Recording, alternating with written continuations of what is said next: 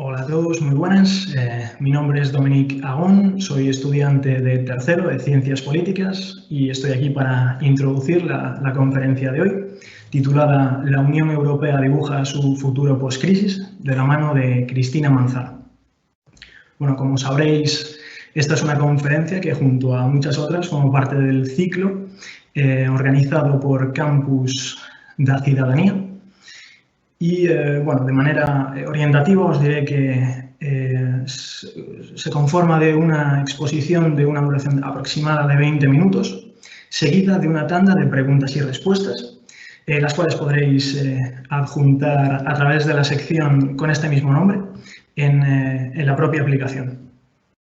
Lo único, rogaros que por favor esperéis hasta el final de la exposición para evitar que la conferenciante tenga que responder a cuestiones pues, que haya ido, digamos, respondiendo o aclarando a lo largo de la propia exposición.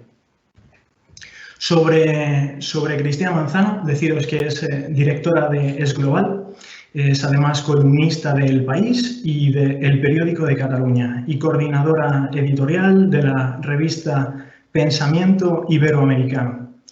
Participa habitualmente como panelista y ponente en reuniones, seminarios y mesas redondas sobre diversas cuestiones internacionales.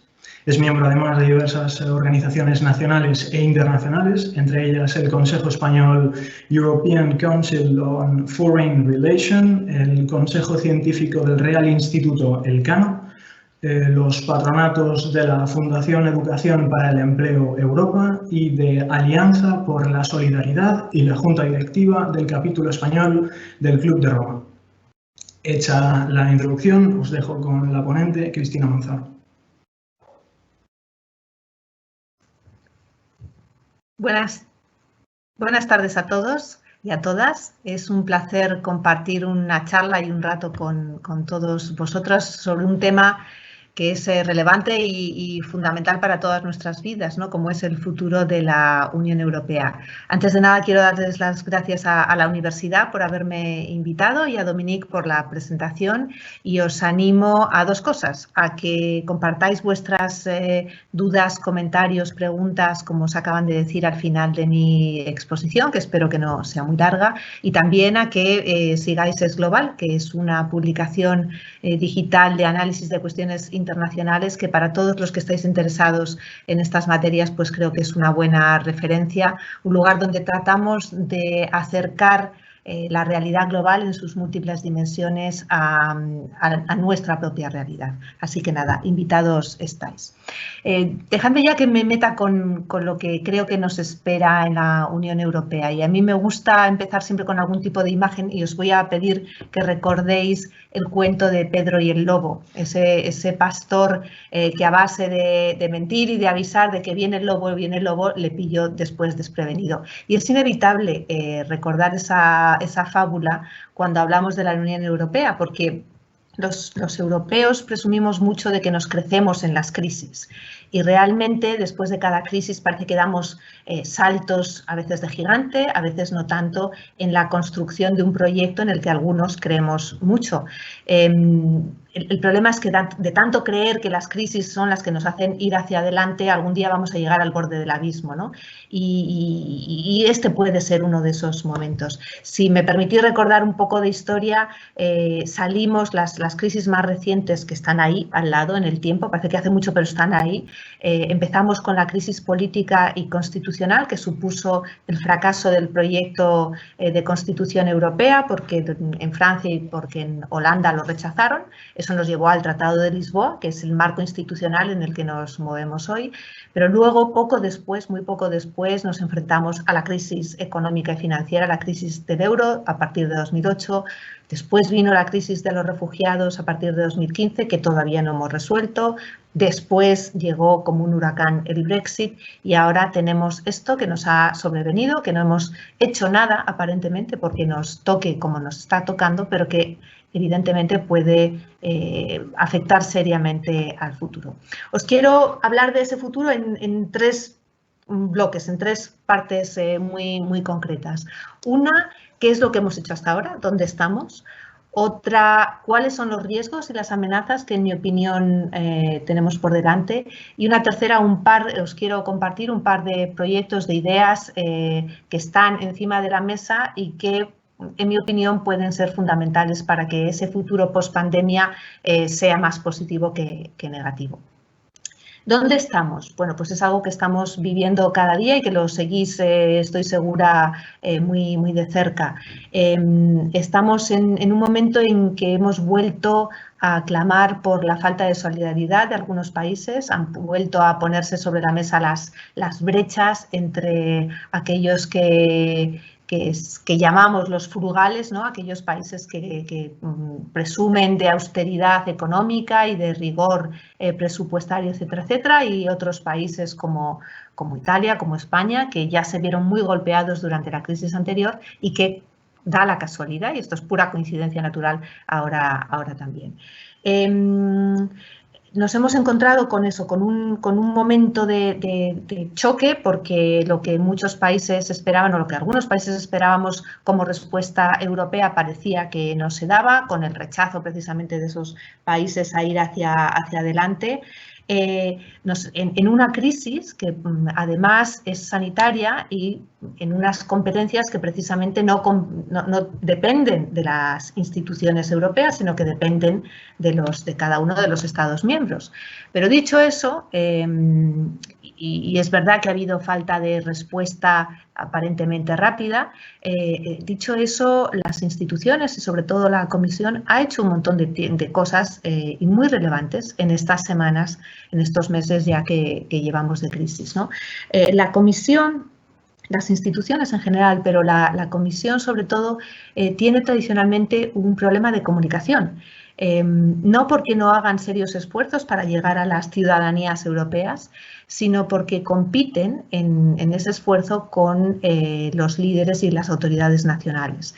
Y lo que está pasando en los últimos años es que los galones siempre se los llevan los líderes nacionales, siempre que hay algo bueno es porque el político nacional de turno lo ha hecho posible, y siempre que hay algo malo es la Comisión o es Europa en su conjunto el que parece que se lleva las críticas, ¿no? Aquí ha ocurrido un poco lo mismo y vemos los esfuerzos que está haciendo la presidenta de la Comisión por estar presente, por comunicar, etcétera, pero en mi opinión siempre está compitiendo con esos líderes nacionales que, por otro lado, tienen sus propias agendas, ¿no? ¿Qué es lo que ha hecho de momento la Comisión? Sobre todo, ya digo, pero bueno, el conjunto de las instituciones. No os quiero leer una lista muy larga, pero desde el punto de vista sanitario, por ejemplo, después de ese primer momento de confusión, rápidamente hizo posible que se consiguiera material, hizo posible una adquisición de material sanitario y de material de protección a nivel europeo, que luego ha puesto a disposición de los Estados, por ejemplo. Ha coordinado la compra de ese material en colaboración con los Estados miembros, ha ofrecido, y es algo que, si no te ha tocado de cerca, es un poco ajeno a muchos de los ciudadanos, pero ha favorecido la vuelta y ha facilitado la vuelta de muchos de nuestros conciudadanos que estaban en otros lugares y que por la situación y la rapidez de la evolución tenían dificultades para volver. Ha, por ejemplo, ayudado a las líneas aéreas a no perder la capacidad que puedan necesitar en el futuro de lo que llaman los slots, ¿no? De no perder las frecuencias de las líneas asignadas por no tener esos vuelos. En fin, hay cuestiones más o menos técnicas, pero ha tenido una cierta actuación dentro del ámbito sanitario, incluso, insisto, a que no son sus competencias. También está colaborando y está tratando de ejercer cierta coordinación en estos programas de desescalada que estamos viendo ahora, que ya cada país ha ido anunciando el suyo. En nuestro apenas hace un par de días, bueno, pues hay una parte lógica que depende de cada gobierno y de cada estado. Incluso en nuestro país, como estamos viendo, va a depender de cada territorio, pero hay una parte lógica, como digo, que tiene que depender necesariamente de una coordinación europea, porque no sirve de nada que España diga voy a abrir mi frontera si nuestro vecino de al lado sigue teniéndola cerrada. Vivimos en un espacio común y es necesario que, por tanto, esas decisiones se tomen también coordinadas.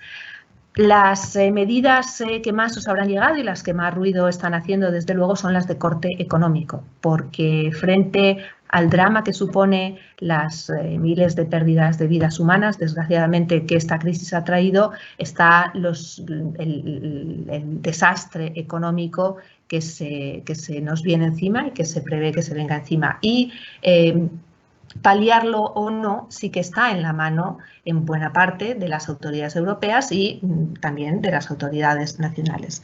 Y en ese sentido, pues se están movilizando una serie de recursos que hace muy poco tiempo eran impensables.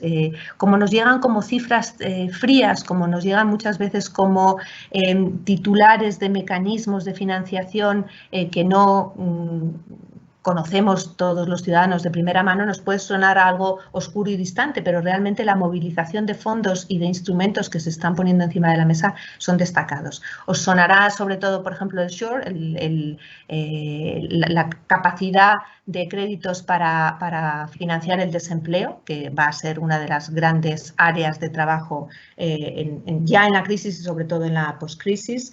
Se han relajado las normas del Pacto de Estabilidad para que los países se puedan endeudar más y pueda subir el déficit, algo que ha sido un mantra y seguirá siendo un mantra en las finanzas europeas. El Banco Central Europeo ha movilizado 750.000 millones de euros, que se dice pronto, para comprar deuda y que de esa manera no suban las primas de riesgo como sí ocurrió en la crisis del euro hace ya más de 10 años.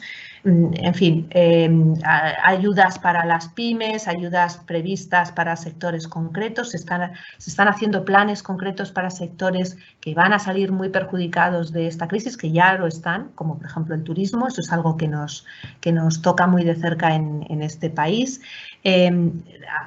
Os mencionaba hace un momento también las propias líneas aéreas, que son de las compañías más grandes que se están viendo más afectadas. Y os sonará a todos este famoso plan de recuperación que ha propuesto España y que se debatió hace unos días en el Consejo Europeo y que va a ser la base, o está siendo ya la base para el debate de esa gran acción económica.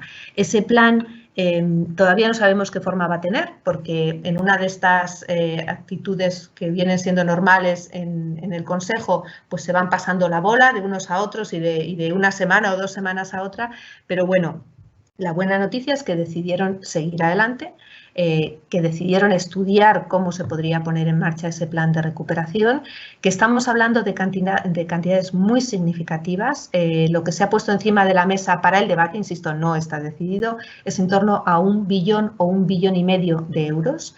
Es una cantidad que está en línea de lo que ha empezado a movilizar Estados Unidos, y Estados Unidos, en eso Trump reaccionó muy rápido y enseguida puso ese dinero encima de la mesa. Y como todos sabéis, el dinero lo que hace no es solo ponerlo a disposición de quien lo necesita, con las fórmulas que se identifiquen en su momento, sino que también es una cuestión psicológica. Y eso a los mercados, que son muy sensibles psicológicamente, también les afecta mucho, ¿no? El saber que va a haber ese respaldo o no es fundamental para poder abordar la crisis en el futuro. Hay otra novedad muy importante desde el punto de vista europeo, y es que este plan de recuperación lo que se ha planteado es que vaya ligado al presupuesto europeo, a lo que se llama el marco financiero plurianual. Justo esto nos ha pillado en la fase casi última de la negociación del siguiente marco financiero plurianual, que se tendría que aplicar desde el año 2021 hasta el año 2027, y lo que se ha planteado es que ese presupuesto se duplique, que pase de representar un 1% del PIB europeo a un 2%, precisamente para acometer este plan de recuperación que vamos a necesitar sí o sí para salir de la crisis. Bueno, esto es lo que se ha hecho hasta el momento, así muy grosso modo, un repaso rápido. ¿Qué pasa? ¿Cuáles son las amenazas más claras que tenemos por delante? Si no se hace esto sobre todo, pero también incluso haciendo esto. Bueno, digamos, una de las primeras amenazas es que estamos poniendo en riesgo algunos de los principales logros de la Unión Europea. y ya se han visto tocados, de hecho. El que algunos países inicialmente dijeran yo no voy a permitir que determinado material sanitario salga de mi territorio, esto es para mí, eso va en contra de los principios del mercado único, que es el pilar sobre el que se asienta todo el proyecto europeo, el pilar inicial. El haber restringido la movilidad, por supuesto, atenta contra el espacio Schengen, contra el principio de movilidad de las personas. Esto es una cosa temporal, pero debería ser solo temporal, lo tenemos clarísimo.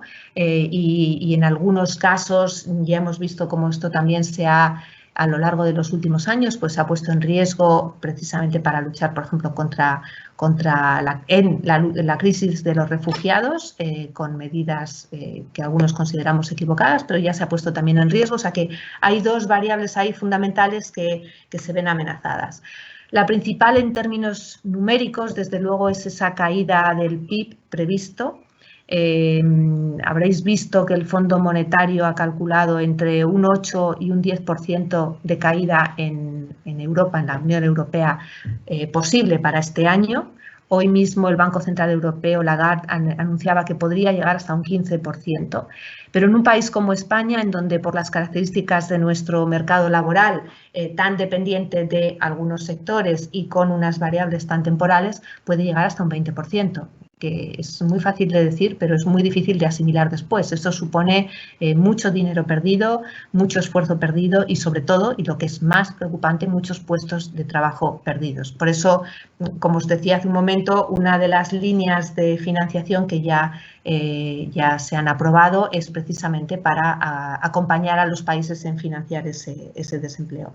Lo que pasa es que no olvidemos que el desempleo no es solamente cuestión de dinero, es que lleva aparejadas muchas crisis personales, sociales, y eso también hay que abordarlo. Os hablaba también al principio de esa brecha entre los países, en un momento en donde para poder seguir adelante no solo la coordinación, sino el convencimiento de que esto es un proyecto conjunto y de que tenemos que tener un cierto consenso en cómo ir hacia adelante, se vuelve a ver frenado por esas diferencias entre países del norte, entre países del sur, pero también entre países del este y del oeste, que es una nueva brecha que vimos sobre todo asomar después con la crisis de los refugiados, cuando más hemos visto esa brecha, ¿no? Estamos viendo en riesgo el principio de solidaridad. No sé si ayer visteis unas imágenes del primer ministro holandés que salía de visitar a unos trabajadores y le dijeron: no les vas a dar dinero a los italianos y a los españoles, ¿no? Y el primer ministro holandés dijo: no se nos va a ocurrir. Bueno, pues ese tipo de gestos populistas dañan mucho la imagen de el principio de solidaridad, pero también la imagen de unos a otros con causas innecesarias, ¿no? Yo diría, dentro del seno de la Unión. Y hay otro conjunto de amenazas que son aparentemente menos visibles, pero que son igual o más de preocupantes, que son las que tienen que ver con la erosión de la democracia. Estamos viendo cómo países que ya estaban atentando contra los principios democráticos de la Unión, tal como los hemos planteado, como son Hungría, como son Polonia. Tenemos unos procedimientos del artículo 7 del Tratado de Lisboa en marcha precisamente para tratar de combatir esas prácticas irregulares por parte de estos países, pero bueno, estamos viendo cómo en estos días ambos están aprovechando la crisis del coronavirus para ir adelante con algunas de esas prácticas que no son, desde luego, parte de los principios que quiere defender la Unión Europea. Pero también estamos viendo cómo, si no arreglamos bien esta crisis, es seguro que va a seguir creciendo la desafección por el proyecto europeo en algunos países. El más claro, desde luego, ya está ahí, es Italia. Italia es más significativo, si cabe, porque es uno de los países fundadores de la Unión Europea y se ha visto totalmente abandonado. Luego es cierto, insisto, en que se han tomado medidas, en que Alemania ha mostrado su solidaridad, hay enfermos italianos que han sido trasladados a hospitales alemanes, en fin, ha habido un montón de cosas, pero aún así la sensación de abandono por parte de Italia, que además ya la había sufrido antes también con los refugiados y que había visto cómo la Unión Europea había tardado en llegar a su auxilio, es muy preocupante. Pero también lo podemos ver claramente en España, ¿eh? Si no se reacciona, España, que ha sido un país tradicionalmente europeísta, que estamos por encima de la media, por lo general, en el apoyo al proyecto europeo, pues esto también va a sufrir, va a tener sus consecuencias en ese sentido. Y por último, y me parece tan preocupante como esto que os acabo de mencionar o más, el aumento de los populismos. Ahora mismo en España estamos viendo cómo la crisis sí está siendo utilizada por algunos partidos políticos, pero en general en Europa los extremistas y sobre todo los extremistas de derecha están un poquito más callados de lo que han estado tradicionalmente, porque hemos recuperado de alguna manera el valor de los científicos, el valor de los expertos a la hora de enunciar posiciones, ¿no? Que es precisamente lo contrario de lo que hacen los populistas. Pero si no arreglamos, si no salimos bien de esta crisis y si no ponemos los medios para salir bien de esta crisis rápidamente, es claro que esos populismos van a tener un caldo de cultivo garantizado y abonado que puede tener muy serias consecuencias en el futuro. Dos pinceladas de dos de las políticas y de dos de los proyectos que podrían ayudarnos a salir de esta crisis reforzados. Y son dos proyectos que precisamente están en el conjunto de las prioridades políticas que ya anunció la presidenta de la Comisión cuando tomó posesión, pero que ahora adquieren todavía un nuevo cariz. Y más, no quiero ponerlos en orden de importancia, ¿no? A mí el que más me gusta, desde luego, es el llamado Pacto Verde, porque este proyecto de basar el futuro económico de la Unión Europea en una economía mucho más sostenible, mucho más preocupada por el ambiente, por la naturaleza y también por el bienestar de las personas, el bienestar entendido de una manera diferente al puro crecimiento económico. El proyectar el futuro de nuestra economía en una industria transformada, insisto, más respetuosa con el ambiente, el transformar nuestra energía también en esa línea, etcétera, etcétera, es un proyecto que ahora adquiere todavía más relevancia porque tenemos que hacer esa transformación. No estamos hablando tanto como se podría hablar del impacto que ha podido tener o tiene el cambio climático y la pérdida de biodiversidad en la extensión de una pandemia como esta, pero está ahí. Tampoco estamos hablando lo suficiente del papel de la contaminación del aire y del aire que respiramos en la extensión y en el impacto de una pandemia como esta en nuestras poblaciones. Y el Pacto Verde, insisto, yo creo que es el momento para recuperar para lanzar ese proyecto con todo lo que requiere. Uno de los objetivos más claros y más visibles que plantea el Pacto Verde es alcanzar un grado de emisiones netas cero para el año 2050. Hay muchos expertos que piensan que no es lo suficientemente ambicioso, pero bueno, eso también requiere la movilización de un montón de recursos económicos, políticos, etcétera. E insisto, creo que es el momento para ponerlo en marcha. Por cierto, el Pacto Verde, la Comisión y los que lo apoyan son muy conscientes de que todas estas transformaciones de la industria dejan a gente atrás, porque pongamos el caso de los mineros de Polonia, por ejemplo, que son de los grupos más opuestos a que esto vaya por ahí. Bueno, pues la reconversión de ese tipo de sectores, la ayuda para tantos otros sectores que necesitan apoyo para convertirse y para funcionar de otra manera, tiene también un apartado dentro del Pacto Verde. Hasta 100.000 millones de euros están contemplados para ayudar a lo que llaman una transición justa y tratar de impedir que la gente se quede atrás cuando haces una evolución de ese tipo. Y el otro gran proyecto es el de la Europa digital y el de avanzar en todos los procesos de digitalización, en donde ahora lo estamos viendo. Nosotros nos estamos conectando y hemos podido mantener nuestras actividades gracias a la tecnología digital, pero todavía hay mucho por avanzar en Europa.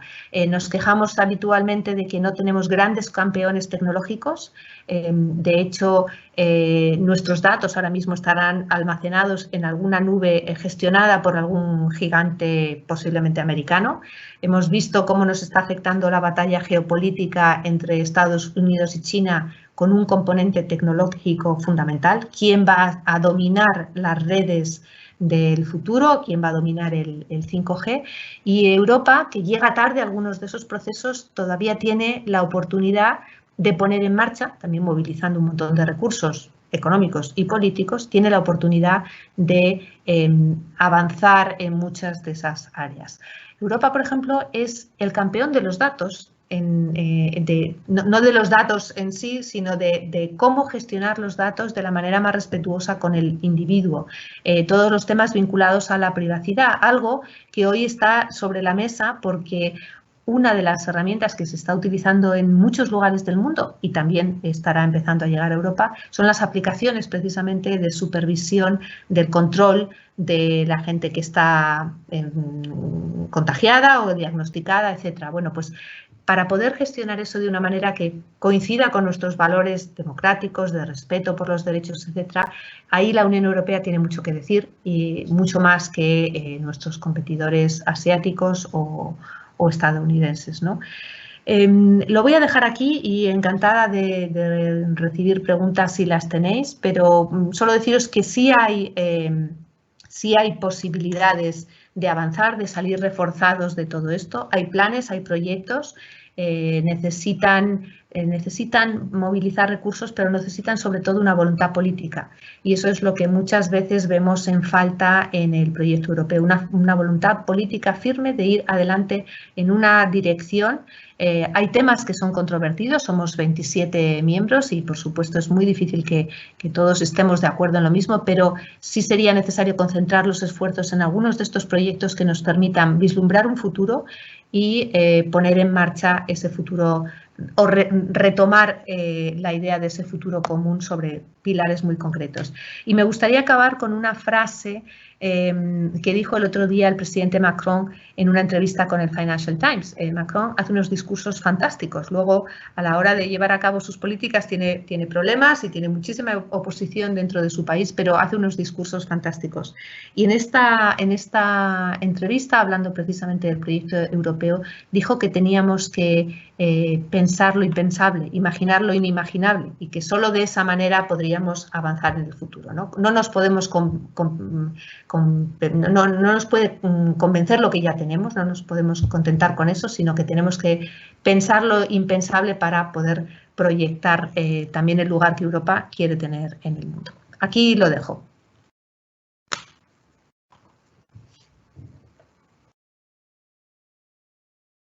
No sé si no veo preguntas, no sé si queréis que profundicemos en algún tema. No sé cómo lo veis, Dominique, no sé si tienes alguna cuestión que te haya parecido que me he dejado fuera.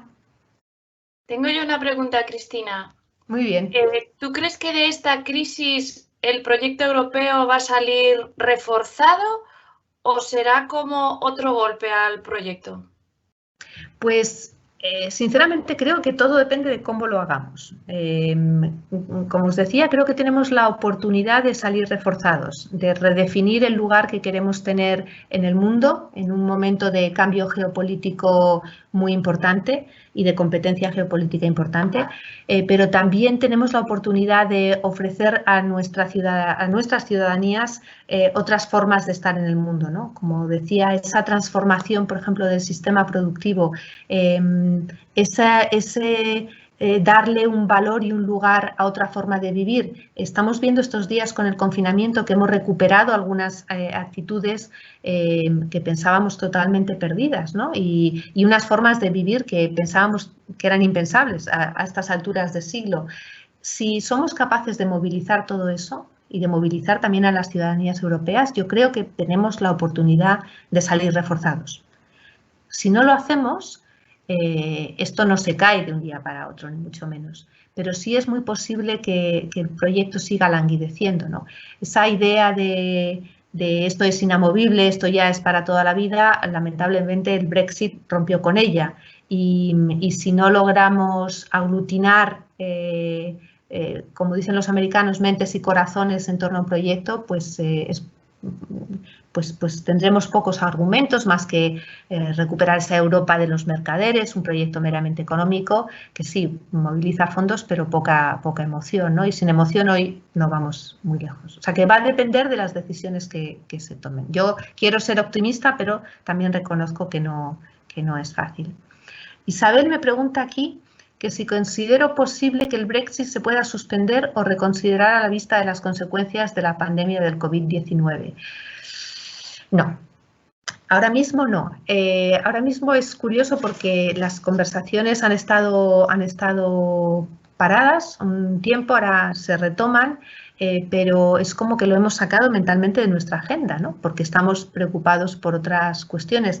A mí me llamó la atención incluso que el 31 de enero, cuando se certificó la salida del Reino Unido, el impacto que tuvo ese día en la mayoría de los países europeos fue mínimo. Casi ya lo habíamos como descartado. Hemos estado durante 3 años dedicados al Brexit y las negociaciones y el culebrón de las idas y venidas y de la política británica, y ya lo habíamos dejado de lado. Yo creo que es muy difícil que esto se recupere ahora. No digo que no sea posible en el futuro, pero es importante que la Unión, los 27, nos centremos en nuestro proyecto. Es importante que el Reino Unido defina dónde quiere estar y qué quiere hacer por sí mismo. Y oye, si en un futuro quieren volver, pues habrá que estudiarlo. Pero ahora mismo no creo que esto sea excusa suficiente como para que ellos puedan querer volver, ni como para que el resto de los 27 quieran que vuelvan.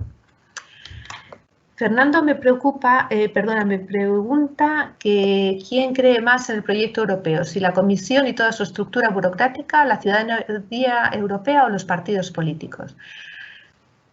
A ver, esta pregunta tiene truco, claro. Desde luego la Comisión está convencida y hay cuestiones muy sutiles. Cuando uno está en Bruselas lo ve, ¿no?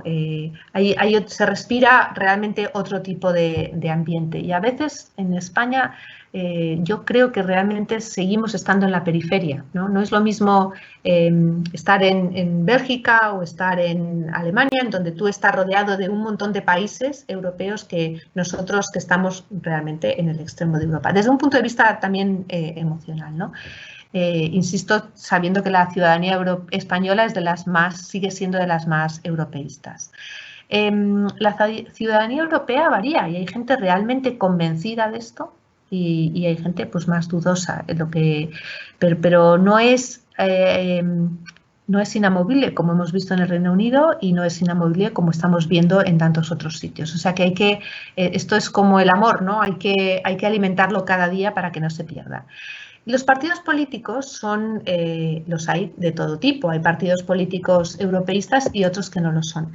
Lo que yo sospecho es que muchos partidos políticos utilizan el proyecto europeo según les conviene en cada momento, y eso también es muy, muy peligroso, ¿no?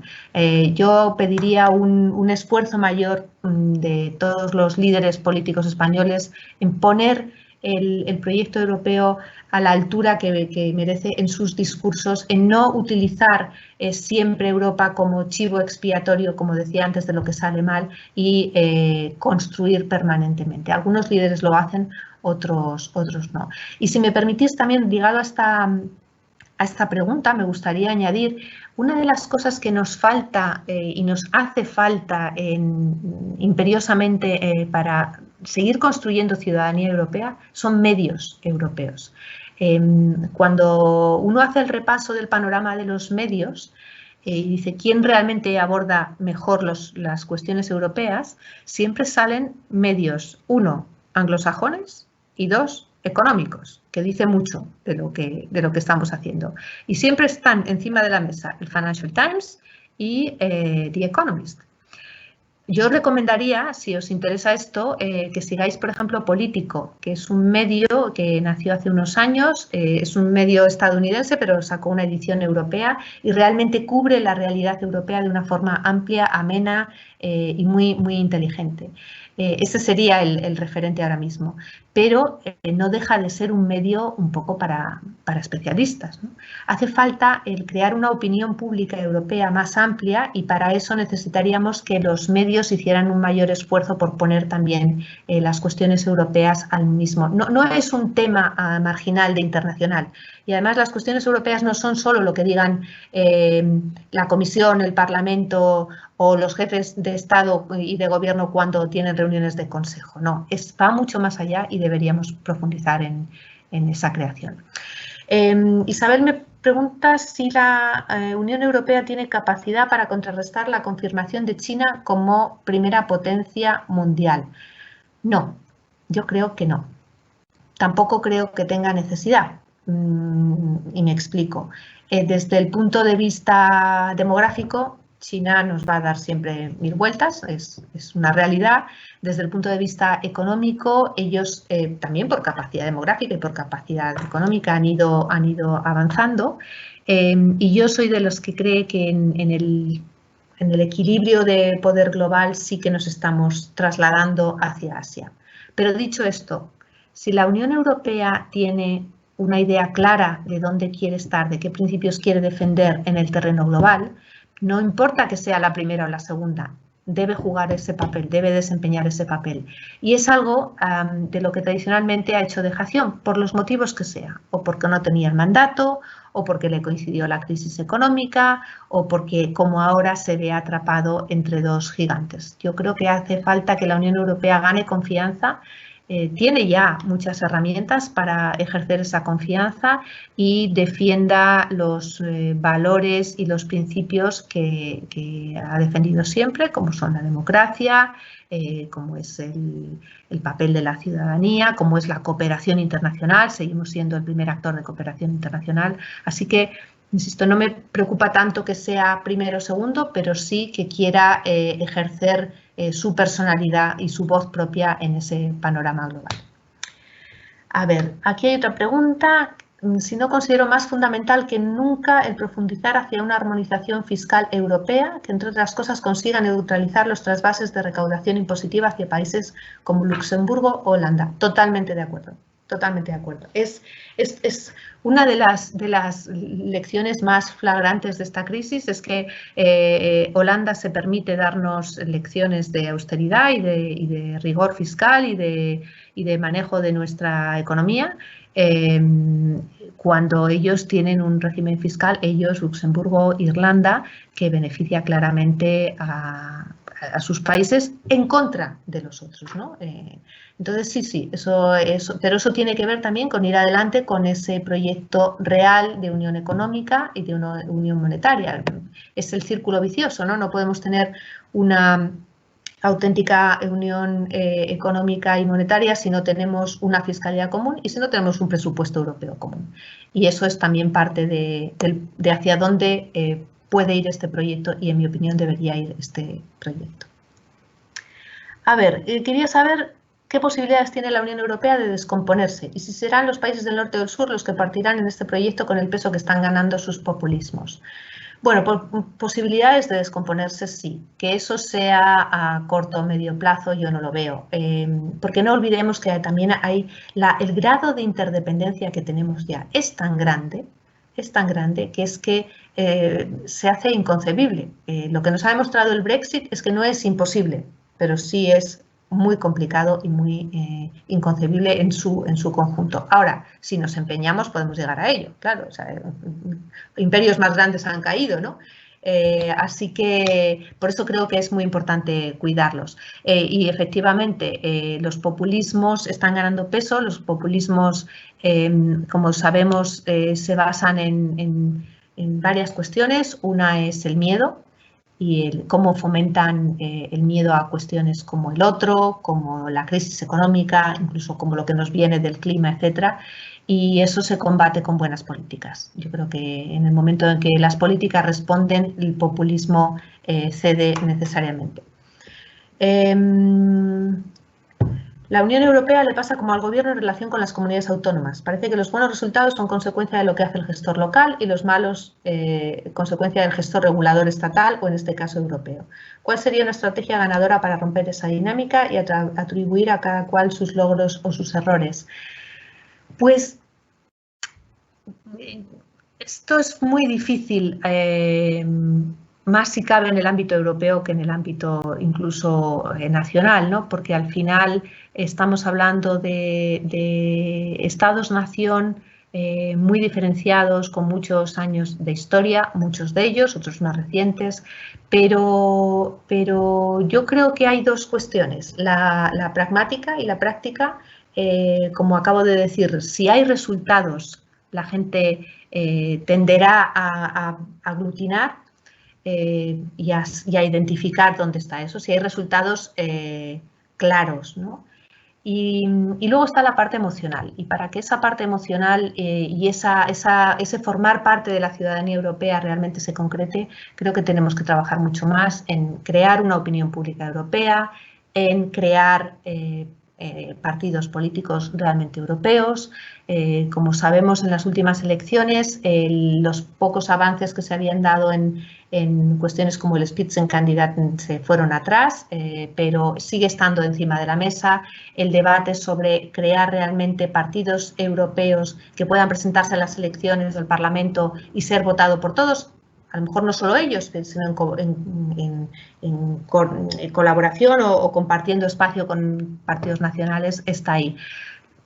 No hay que inventar la rueda, hay que ponerla en marcha y lo mismo, si los ciudadanos acostumbramos a ver de una manera más normal todo lo que venga de Europa, de una manera más habitual, no digo normal, más habitual, si compartimos espacio con nuestros líderes y con los líderes europeos y con los ciudadanos. Yo soy partidaria de crear en los periódicos por ejemplo, y en los telediarios, secciones de Europa. Y si ahora mismo en un telediario español, pues estoy poniendo un ejemplo muy banal, pero yo tengo noticias de lo que ocurre en Galicia, de lo que ocurre en Soria, de lo que ocurre en Almería, ¿por qué no hacer una selección de lo que ocurre en los otros países europeos, pero también desde el punto de vista de las personas? O sea, no solo lo que ocurre políticamente, que esas noticias ya te llegan, sino de cosas que nos afectan a todos como ciudadanos. Bueno, otra pregunta. Gracias por la enhorabuena. Me gustaría saber su opinión sobre el papel de la I+D+I en el futuro de la Unión Europea en un momento en el que se está preparando un nuevo programa marco. ¿Cómo cree que puede ayudar a la salvación de muchas industrias que estamos ahora en un momento en que hemos perdido parte de nuestros clientes? Fundamental.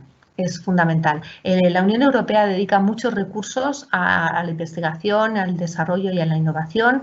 El Pacto Verde que os mencionaba hace un momento también dedica una partida importante para profundizar en este campo, igual que la Agenda Digital, por supuesto.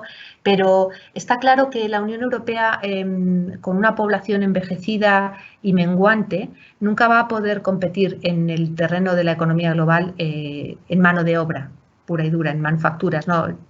Ahí nos competimos con otros países y competimos con los robots, pero sí podemos competir claramente en conocimiento. Y para eso lo tenemos que fomentar y tenemos que apoyar todo tipo de iniciativas. Eso es una carencia, por ejemplo, clara en España y lo estamos viendo continuamente y lo estamos viendo en esta crisis fundamental. No teníamos, los recortes han afectado tanto a ese campo que nos hemos visto muy desprovistos y hace falta que también desde el ámbito europeo se fomente y que nos podamos caracterizar, podamos recuperar ese papel de potencia innovadora que alguna vez tuvimos. A ver, viendo el panorama político actual aquí en España, ¿cree que puede haber alguna solución a corto plazo al clima de crispación y lucha continua que se estableció entre los partidos e incentivada por el bombardeo continuo con titulares por parte de los medios de comunicación? Pues, bueno, esto no es Unión Europea, esto es España, pero os doy mi opinión. Las encuestas, todas las encuestas de opinión, dicen que la gran mayoría de los españoles querrían ver un trabajo conjunto de las diferentes fuerzas políticas para salir de esta crisis. O sea, que la opinión pública española tiene una línea diferente a la que parece que están teniendo los partidos. Con lo cual sí es posible acabar con ese clima de crispación. Si los ciudadanos le decimos claramente a nuestros políticos, déjense de tonterías, aparquen las diferencias, ya habrá foros y momentos para ponerse con ellas, pero de momento busquemos unas líneas de trabajo que nos permitan sacar a nuestro país adelante. Teníamos ya muchas reformas pendientes y muchas cosas pendientes para poder dar el próximo salto hacia el futuro, ¿no? Y la crisis esta, por supuesto, no hace más que agravarlas. Con lo cual, creo que una de las formas es que los ciudadanos hacemos nuestra voz en ese sentido, que seamos responsables también en el uso de las redes sociales y de las cosas que nos llegan. Lo ligas a los titulares por parte de los medios de comunicación, pero uno de los elementos que también está contribuyendo más a todo esto es la desinformación que viene por cualquier red, y ahí bueno, hay que tomar medidas desde las plataformas, etcétera, pero también tenemos que tomar medidas como ciudadanos y ser conscientes y ser rigurosos con lo que nos llega, con lo que nos creemos, con lo que nos creemos. Dicho eso, también creo que en ningún caso se puede luchar contra la desinformación atacando la libertad de expresión. Creo que la libertad de expresión es uno de los pilares también de la democracia. Cada uno tiene derecho a decir lo que quiera, siempre que no fomente el odio, siempre que esté dentro de la ley, por supuesto, pero que en la lucha contra la desinformación no puede hacerse a cargo de la libertad de expresión. Pero los ciudadanos y las ciudadanas tenemos en nuestra mano también cotejar las informaciones, no creernos bulos y impedir que se difundan. Y todo eso ayudaría de alguna manera a bajar el clima de crispación. ¿Cómo se van a plasmar esas ayudas económicas que parece que al final se van a plasmar en el presupuesto, más teniendo en cuenta el desacuerdo entre países en torno a los eurobonos? ¿Algún tipo de contraprestación a fondo perdido? Parece que la primera opción es la que se va a plasmar. Bueno, este es el debate que todavía tienen que tener. Está asumido la Comisión Europea después del Consejo Europeo del jueves pasado. La Comisión ha asumido la tarea de proponer el plan exacto de cómo llevar a cabo ese plan de recuperación, de trazarlo, ¿no? Y este es parte del debate. Si ese plan va a tener financiación a fondo perdido, como proponía España, por cierto, o si va a ser con otras fórmulas. Las que se han aprobado hasta ahora, este fondo para luchar contra el desempleo, por ejemplo, fondos para ayudar a las pymes, por ejemplo, cosas que ya se han aprobado, son créditos con buenas condiciones de financiación, etcétera, pero son créditos. O sea que esa es una buena pregunta y es una cuestión que no puedo resolver todavía porque lo tiene que decidir la Comisión Europea. El debate de los eurobonos parece perdido ahora mismo. Hay algo que nosotros como españoles nos cuesta entender, pero que en países como Alemania tienen muy interiorizado, para ellos es anatema, pero hay otras fórmulas, ¿no? Hay otras fórmulas. El otro día en el plan que presentó el presidente del gobierno español, lo que se proponía eran pues esto, financiación de la que solo se pagaran los intereses, pero que el resto fuera a fondo perdido, y es un debate que sigue estando encima de la mesa. Marco pregunta, viendo lo tocada que está la OMC y la proliferación de medidas proteccionistas antes y durante esta crisis del COVID, ¿cómo ve el futuro de la globalización económica? ¿Podría ser esta situación un papel en blanco para que España se reposicionase al alza, claro, en el mercado internacional? ¿Cómo? Bueno, este es un tema que a mí me encanta, el de la globalización.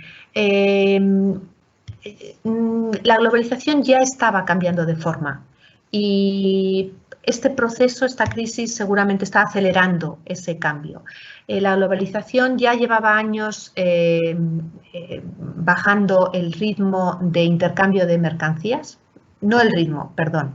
El comercio de mercancías había bajado en el porcentaje del PIB global, no en volúmenes absolutos.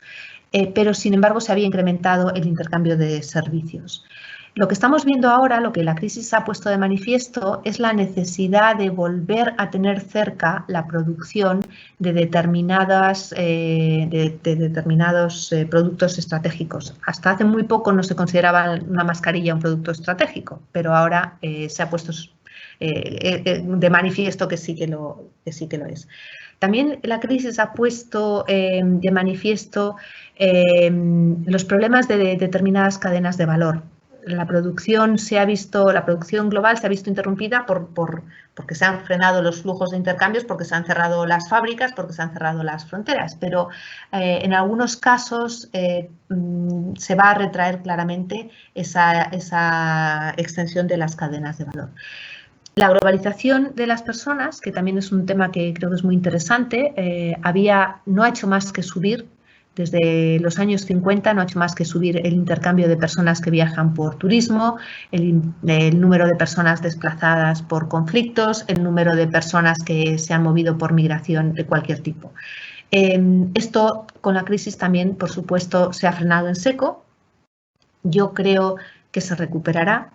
Tardará algún tiempo porque vamos a tener bastantes meses por delante de medidas de precaución, de distanciamiento social, etcétera. Pero yo creo que la globalización de las personas tardará en recuperarse, pero se recuperará. La económica, yo creo que cambiará de forma. Vamos a ver una relocalización de algunas industrias, un reshoring, como llaman algunos. Espero que veamos también una mejor regulación, porque los problemas de la globalización han sido que la falta de regulación y en muchos casos ciertos desmadres, si me permitís, han llevado a un incremento de las desigualdades tremendas, sobre todo en el seno de los países, no tanto a nivel global. Así que, bueno, yo creo que estamos viendo ya esta transformación. Si puede ser un papel en blanco para España. Bueno, España se ha beneficiado mucho de esa globalización y de que precisamente vio en el comercio exterior una forma de productos y de servicios, por cierto, una forma de salir de la crisis. Así que espero que ese aprendizaje que hicimos durante la crisis no se nos olvide y que sigamos profundizando en esa tarea. Nunca va a ser un papel en blanco. Nada es un papel en blanco ahora mismo, pero sí esperemos que sepamos aprovechar ese aprendizaje y poner las bases para seguir creciendo. Hay, por ejemplo, vuelvo al tema del turismo porque nos afecta tantísimo, ¿no? Tenemos también una oportunidad para repensar nuestro modelo turístico de industria turística, para seguir innovando con cuestiones que tienen que ver tanto con el respeto al medio ambiente, con modelos más sostenibles por un lado, como con la digitalización por otro lado. Tenemos que seguir profundizando en la digitalización del sector y buscar oportunidades que nos ofrecen las crisis también. Bueno, creo que aquí nos queda, no sé si hay alguna pregunta más, perdonad que no veo la pantalla. Sí, perdón, sí hay. Beltrán pregunta, ¿qué opinión te merece el papel que están jugando importantes actores internacionales como Rusia, la movilización de tropas en Italia o China, con la dependencia que hemos tenido de sus equipos sanitarios? A ver, a mí me parece que cada uno hace lo que puede. Y en este sentido, pues tanto China como Rusia, especialmente Rusia, porque no tiene la misma capacidad que tiene China, han estado muy rápidos en utilizar los recursos que han tenido a mano para hacer valer su papel global. No estoy segura de que esto les sirva tanto a medio o largo plazo, ¿no? Porque, por ejemplo, con los envíos que hizo Rusia, rápidamente se destaparon que la mayoría eran inexistentes y que lo que tenían... que no eran tan buenos como se pretendía y que en el fondo pues lo que querían era eso, utilizarlos como forma de hacer propaganda, si me permitís, de su capacidad global. Así que han sido rápidos, pero yo creo que al final también todo volverá a su sitio. Hay un enorme debate sobre este tema con relación a China. Si China está utilizando esto de una manera que realmente le permita proyectarse como el gran poder por su propia capacidad y por otra vez dejación de Estados Unidos, que es la potencia ausente en toda esta crisis, ¿no? En el terreno global. Pero todavía está por ver, igual que han sido muy rápidos y han hecho cosas bien desde el punto de vista de la imagen, algunas de esas cosas se le están volviendo en contra. Así que necesitamos que pase la ola, que bajen un poco las aguas para poder tener una valoración clara de cómo afectará en su poder blando, sobre todo. Otra pregunta, esta crisis evidencia una profunda brecha cultural europea. ¿Cómo avanzar hacia una unión real si el país líder de la UE, Alemania, muestra claras reticencias hacia avanzar a un proyecto único y común europeo? No sé si estoy de acuerdo con esa afirmación. Alemania es un país, y yo creo que la mayoría de los alemanes son profundamente europeístas. Lo que no están de acuerdo siempre es con nosotros, es en los instrumentos y en cómo llevar a ello. Esto tiene profundas raíces históricas, ¿no? Y ellos son alérgicos a todo lo que suena a inflación y tienen muy metido en la memoria las consecuencias de la inflación en el periodo de entreguerras y después, por supuesto, todo lo que sucedió después. Y también tienen muy metido en su forma de concebir la economía el que no quieren mutualizar la deuda, por ejemplo. Pero eso no quiere decir que no sea posible proyectar un futuro común y, de hecho, la canciller Merkel reaccionó muy positivamente a la propuesta de Pedro Sánchez de avanzar con ese plan de recuperación, ¿no? O sea que es posible encontrar, sabiendo lo diferentes que somos, es posible encontrar puntos en común para seguir moviendo el proyecto hacia adelante. No necesariamente, a ver, sí sería importante tener una deuda común, si queremos realmente cerrar ese proyecto de unión económica y monetaria, pero también se pueden encontrar otras vías. ¿Qué papel juega la corrupción económica del sur europeo? ¿Cómo avanzar hacia una unión real si el país... perdón, se me ha ido la pregunta.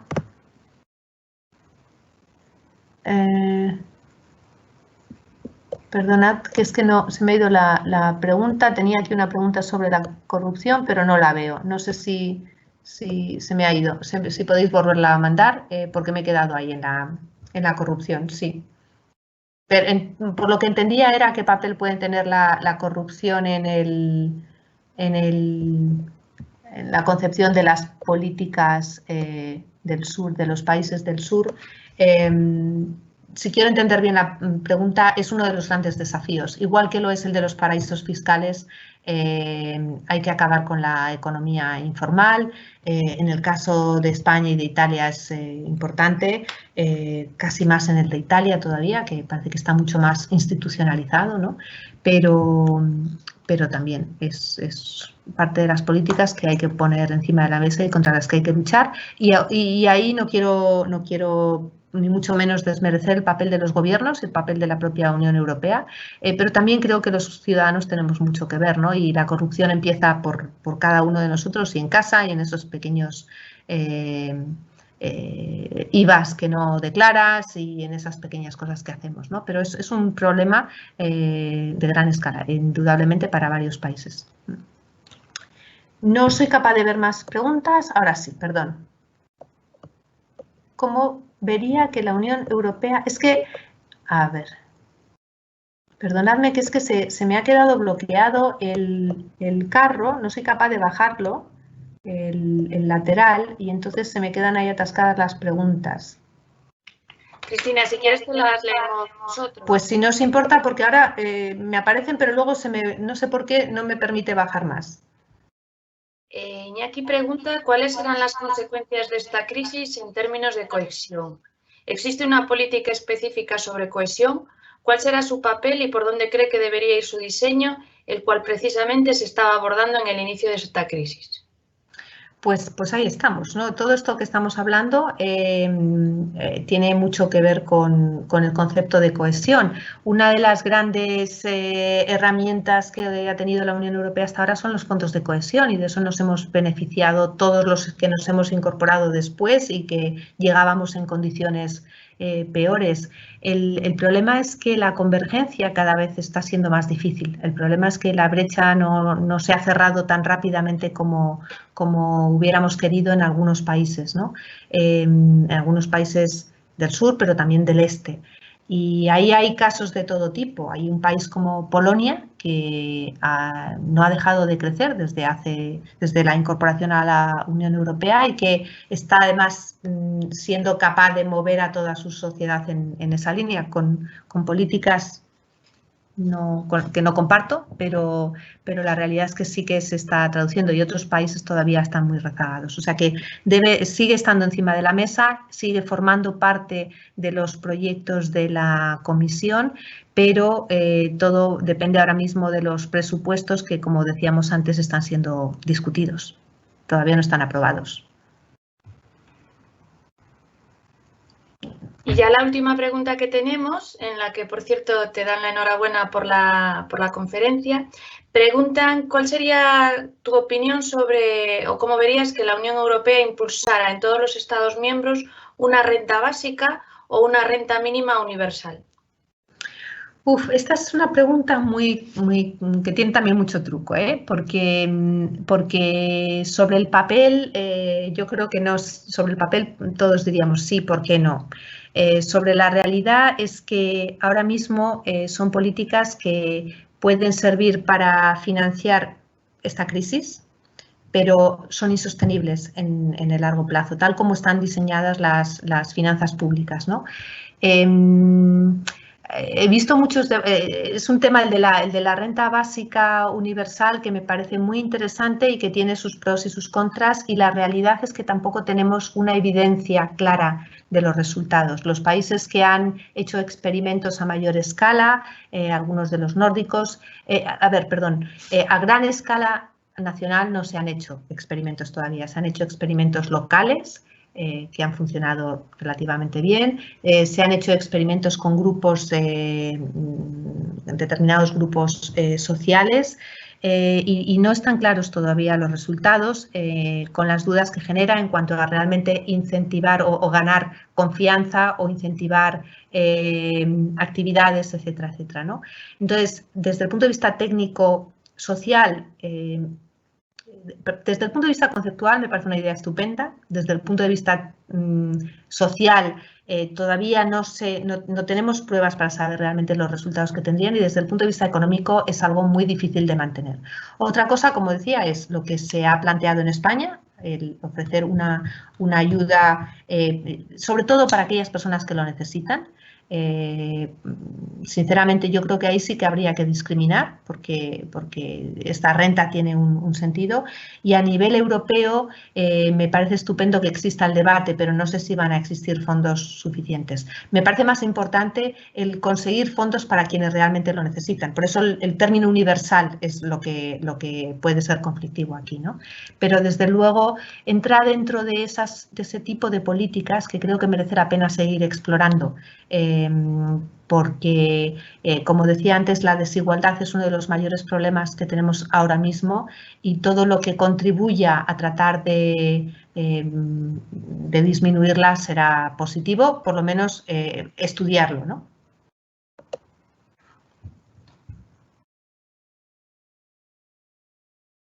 Bueno, creo que lo dejamos aquí. Llevamos un buen rato. Muchas gracias a todos y a todas por haber estado ahí al otro lado. Me encantaría veros personalmente, pero bueno, la tecnología nos permite por lo menos estar aquí, y encantada de haber charlado con vosotros un ratito. Muchas gracias.